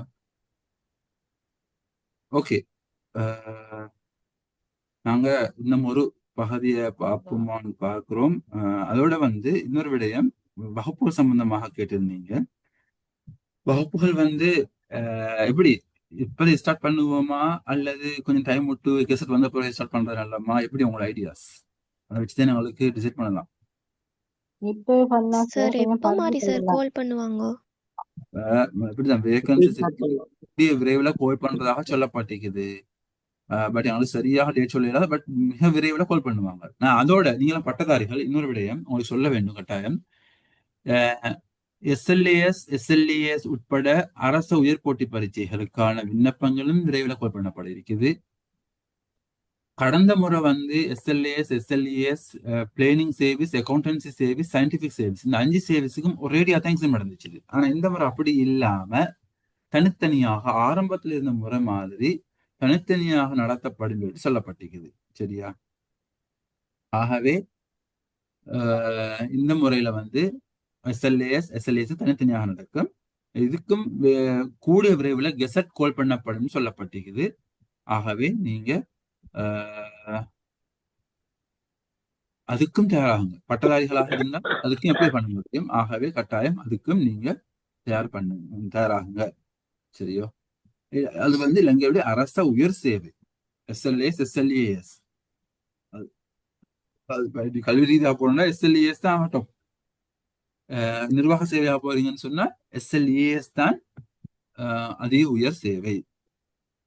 சார் நாங்க இப்போ ஐக்யூ பேப்பர் அந்த 1 ஹவருக்குள்ள செய்யற மாதிரின்னு சொன்னா எவ்வளவு காலம் ப்ராக்டிஸ் பண்ணணும் சார் மினிமம்? அது இப்படி ஆளுக்கா டிஃப்ரெண்ட் ஆகும். சரியா? அது ஒவ்வொருத்தருக்கும் ஒவ்வொரு மாதிரி. ஆனா சாதாரணமா சாதாரணமாக நீங்க குறைஞ்ச ஒரு 3 மாசம் சரி ப்ராக்டிஸ்ல இருக்கணும் குறைஞ்சது. சரி, அடுத்தது டெய்லி ப்ராக்டிஸ் பண்ணணுமா?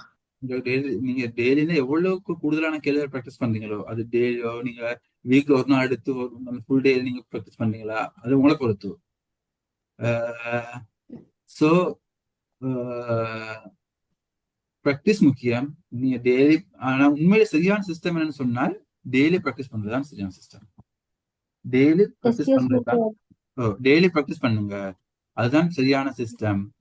ஆனா இந்த ஒவ்வொரு நாளும் ஒரு டைமை செட் பண்ணி, உதாரணமாக நீங்க ஈவினிங் 6 to 7 ப்ராக்டிஸ் பண்ணீங்களா, ஓகே, டெய்லி இந்த டைமும் ப்ராக்டிஸ் பண்ணுங்க. புது அந்த புது ஒன் கேள்வி டே கூடுதலா ப்ராக்டிஸ் பண்றதை விட ஒவ்வொரு நாளும் ஒரு கொஞ்சம் டைம் டாலும் அது யூஸ் ஆகின்னு சொல்றாங்களா சார்? எஸ், இதெல்லாம் யூஸ் ஆயிருக்கும், டெய்லி ப்ராக்டிஸ் ஆகுது யூஸ் ஆயிருக்கும். சரி. சார் அடுத்தது அடுத்தது என்னன்னா நாங்கெல்லாம் 35 வயசை தாண்டிட்டோம். கெசட்ல 35 மட்டுப்படுத்தப்பட்டுன்னா நாங்க இப்போ உங்களோட கிளாஸ்ல ஜாயின் பண்ணி வேலை இல்லையா சார்? ஆஹ் அந்த சிக்கொண்டு இருக்கிறதான் கெசட்ல. ஆனா இந்த முறை எப்படியுமே 35 கூட வரும்னு சொல்லிட்டு டிஓவா ஓப்பனா ஓப்பன். ஓப்பன் கொண்டு இருக்கிறதான். அதுக்கு அவங்களுக்கு ஒன்றும் சொல்ல இயலாது. ஆனா இப்படித்தானே அதே அந்த மற்ற மாணவர்கள் மெசேஜ் போட்டிருக்கிறீங்க செஞ்சா நல்ல சொல்லிட்டு அதை நான் கன்சிடர் பண்ணணும். செஞ்சா நல்லம் தான் சார், நல்லம் தான். இருந்தாலும் கெசட் வர்ற பொறுத்து நாங்க இது பண்ண சிக்கலாய். இப்படி செய்யணும். நாம முதலாவது கட்டம் ஆரம்பிச்சு போகணும். அடுத்து கெசட் வந்ததுக்கு பிறகு இன்னொரு ஒரு என்ன சொல்றது, இந்த துரித வகுப்பாக கிளாஸை கூட்டி போட்டு அவங்களுக்கும் செய்யணும். 2 மாதிரி செய்யலாம். அப்ப இவங்க ஸ்லோவா படிச்சு கொண்டே போவாங்க. அப்படி அந்த சிச்சுவேஷன்ல அந்த டைமுக்கு நாம பார்த்து செய்யலாம். அடுத்து ஏஜ் கேட்டகரி ஒன்று கேக்குறீங்க. எஸ்எல்ஏஸ்க்கு பொதுவாக வார 32 வார ஏஜ் கேட்டகரி. சொல்லுங்க சார். இப்ப மாகாண ரீதியா எக்ஸாம் வேறுபடுமா இல்ல ஒரே பேப்பர் நடக்குமா? மாகாண ரீதியான பாடசாலைகளுக்கு மாகாண ரீதியாக பண்ணப்படும் ஏற்கனவே சொன்ன மாதிரி அது வேறுபடும். சார் இப்ப நாங்க வட மாகாணத்துல இருந்து கிளாஸ் வரோம் சார். அப்ப IQ okay sir. General knowledge வேற மாதிரி வருமா இல்ல ஒரே பேப்பர் வருமா? நீங்க ஜெனரல் நாலேஜ்ல அடிப்படை விடயங்கள் எல்லாம் பொதுவானதுதான். ஓரிரு வினாக்கள் அவங்களோட மாகாண ரீதியாக சம்பந்தப்பட்டதாக வரும். அது படிச்சு கொள்ளணும். அது அந்த டைமுக்கு அவங்க சாரோட பேசினீங்களா தருவாங்க. சரியா? ஓகே. கவர்மெண்ட்டுக்கு ரெக்வஸ்ட் லெட்டர் போட்டா எப்படி சார் சக்சஸ் ஆகுமா? இப்ப ஏற்கனவே சம்பந்தமாக பேசிக்கொண்டு இருக்கிறாங்க. அதனாலதான் 40 வரும் எதிர்பார்க்கிறோம். போட பார்க்கலாம். அடுத்தது யார் யார் செய்வீங்க? நான் ஐக்யூ செய்வேன். GK Jabir sir and Jinnah sir இவங்க செய்வாங்க. சரியா? எஸ்எல்ஏஎஸ்க்கு என்ன டிகிரி இருந்தாலும் சரி, அங்கீகரிக்கப்பட்ட ஒரு பட்டமாக இருந்தால் சரி, அவ்வளவுதான். சார் அந்த வயசு சம்பந்தமா யாரோட இது கதைக்கலாம்? அந்த கெசட் வர்றதுக்கு முதல்ல கெசட் வர முன்னோக்கு யாருக்குமே சொல்லல. கடைசியா உண்மையிலே இந்த சேவைகளை நான் கோல் பண்றது பொது நிர்வாக சேவைகள் ஆணைக்குழு. அவங்க பொது நிர்வாக சேவைக்கு லெட்டர் மாதிரி நம்ம அனுப்ப முடியுமா சார்? 40 வயசு போறவங்க அவங்களுக்கு இல்லைன்னு சொன்னால் இப்படி செய்யலாம். பொது நிர்வாக அவங்கள்ட்ட போன் நம்பர் எடுத்து கூகுள் பண்ண நம்பர் வரும், கால் பண்ணி பேசி பார்க்கலாம். நாங்க புத்தளத்துல இருக்கிறோம். அப்ப நாங்க இது சம்பந்தமா யாரோடையும் பேசுறதா எனக்கு கொஞ்சம் நம்பர் தரீங்களா சார்? நீங்க வாட்ஸ்அப் மெசேஜ் போடுங்களேன். சரியா? சரி சார் பேப்பர்ஸ் எப்ப சார் போட்டு விடுவீங்க? இப்ப நான் கிளாஸுக்கு ஒரு 2-3 டேஸ்க்கு முன்னாடி போடுவோம். சரியா? கிளாஸ் நடக்க 2-3 டேஸ்க்கு முன்னாடி போடுவோம். பிடிஎஃப்ல இருக்கிற பேப்பர்ஸ்? எஸ், பிடிஎஃப் தான். பிடிஎஃப் மூலமா தான் தருவோம். நாளை கிளாஸ் பேப்பர்ஸ் டியூட்ஸ் எல்லாம் பிடிஎஃப் தான். அதோட உங்களுக்கு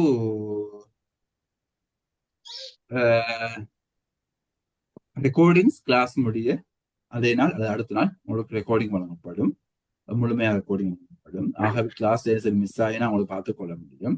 அதோட நீங்க டவுட்ஸ் இருக்குமாக இருந்தால் தனிப்பட்ட ரீதியில வாட்ஸ்அப்ல கேட்கின்ற போது அல்லது குரூப் ஒன்று கிரியேட் பண்ணுவோம், பே பண்ணவங்களுக்கு குரூப் ஒன்று கிரியேட் பண்ணுவோம்.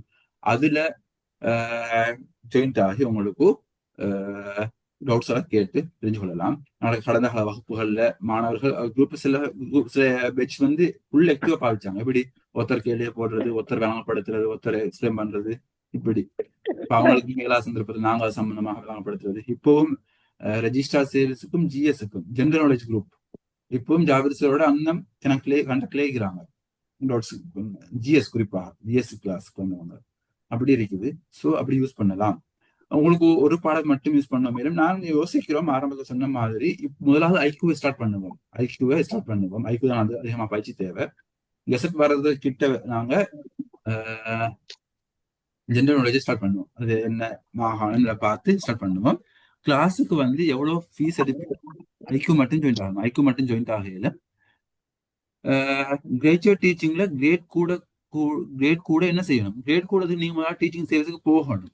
டீச்சிங் சேல்ஸுக்கு போனதுக்கு பிறகு நீங்க என்ன செய்யணும்? இபி எக்ஸாம்ஸ் இருக்குது. இபி எக்ஸாம்ஸ் எழுதணும். எஃபிஷியன்சி பார் எக்ஸாம், தடை தாண்டல் பரீட்சை. இந்த எக்ஸாம் எழுதுனது மூலமாக கிளாஸ் 3ல இருந்து நீங்க கிளாஸ் 2க்கு அப்படி மாறி மாறி போவீங்க.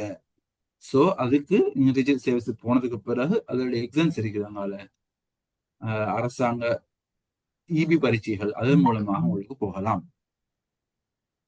ஐக்யூ மட்டும் வந்து நாங்களுக்கு ஒரு கிளாஸ் வந்து சுமார் 1.5 மணித்தியாலம் செய்வோம். என்ன தொடர்ந்து செய்யறதுக்குள்ள ஸ்டூடெண்ட்ஸ் வந்து லெஃப்ட் ஆகிற கடந்த கால அனுபவங்கள் அடிப்படையில் நாங்கள் 1.5 மணித்தியாலம் செய்யறதுக்கு இருக்கிறோம். 1.5 மணித்தியாலம் படி ஒரு 20 வகுப்புகள் செய்வோம். 20 வகுப்புகள் செய்வோம். ஓகே, ஒரு வகுப்புக்கு கட்டணம் கேட்டதுனால சொல்றேன். ஒரு வகுப்புக்கு சின்ன கட்டணமாக 125 ரூபாய். ஒரு வகுப்புக்கான கட்டணம் 125 ரூபாய். சரியா? 125 ரூபாய். 2500 ரூபாய் வரும். 2500 ரூபாய் பே பண்ணி ஜாயின் ஆகலாம் உங்களுக்கு. ஓகே, நான் அக்கௌண்ட் டீடைல்ஸ் எல்லாம் குரூப்ல போடுறேன். ஓகே, அது சேஞ்ச் செய்யணுமா? அப்ப சார் ஐக்யூ கிளாஸுக்கு வந்து 2500 ரூபாவா? 2500 ரூபாய் 20 கிளாஸ்.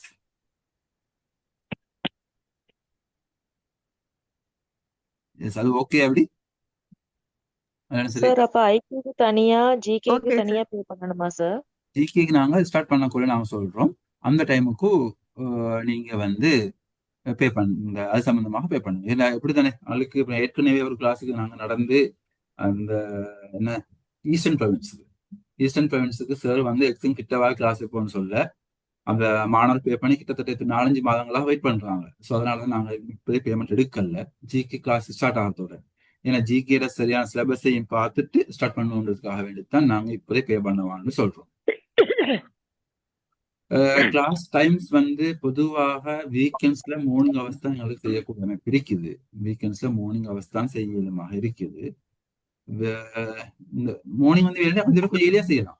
ஒரு 7:30 7:45க்கு ஸ்டார்ட் பண்ணலாம். உங்களுக்கு அப்படி ஓகேன்னு சொன்னா இந்த டைம் பிரச்சனை 7:45 to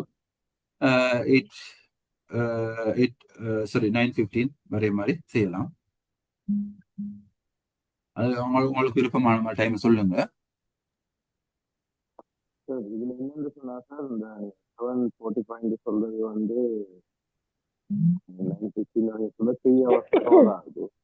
இந்த 8ல இருந்து 9:02 சொன்னா 2 hours கவர் ஆகுற மாதிரி இருக்கு. எப்படி வாங்க இல்ல 7:15 தான் சார். அப்ப 7 to 8 இல்லாம போகுது. சில கிளாஸஸ் நடத்துறதுனால அப்படி ஒரு பிரச்சனை வந்து வருது. ஷார்ப் டைமுக்கு ஸ்டார்ட் பண்ணி முடிச்சா கொஞ்சம் லேட்டா இருக்கு. சரி, ஏரியா ஸ்டார்ட் பண்ணீங்களா? சார் ஏரியா ஸ்டார்ட் பண்ணி முடிச்சா நல்லா சொல்றீங்களா? இல்ல 8 to 9:30 தான் சார். 8ல இருந்து 9 1 hour, அங்க 9ல இருந்து 9:30 வரைக்கும் half an hour. அப்ப அதுல கவர் ஆகிடுச்சு. 7:15 ஓகே 7ல இருந்து சார் 8:30 வரைக்கும்.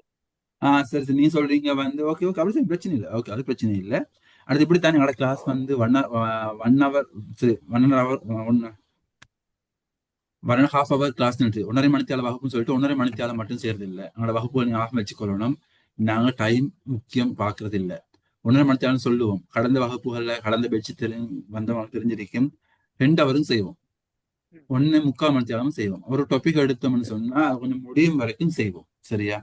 அப்ப 2 ஹவரோட கூட போகாது. மேக்சிமம் 2 ஹவர் தான் போகும். அது கூட போகாது. ம- கூடுதலாக 1.5 ஹவர் சொல்லப்போல 1.25 ஹவர் மாதிரி செய்வோம். சரியா? அடுத்தது டைம் அட்டெண்ட் பண்ண பாருங்க. கிளாஸை வந்து சார் நாங்க 8:30 இருந்தா கொஞ்சம் நல்லா சார்.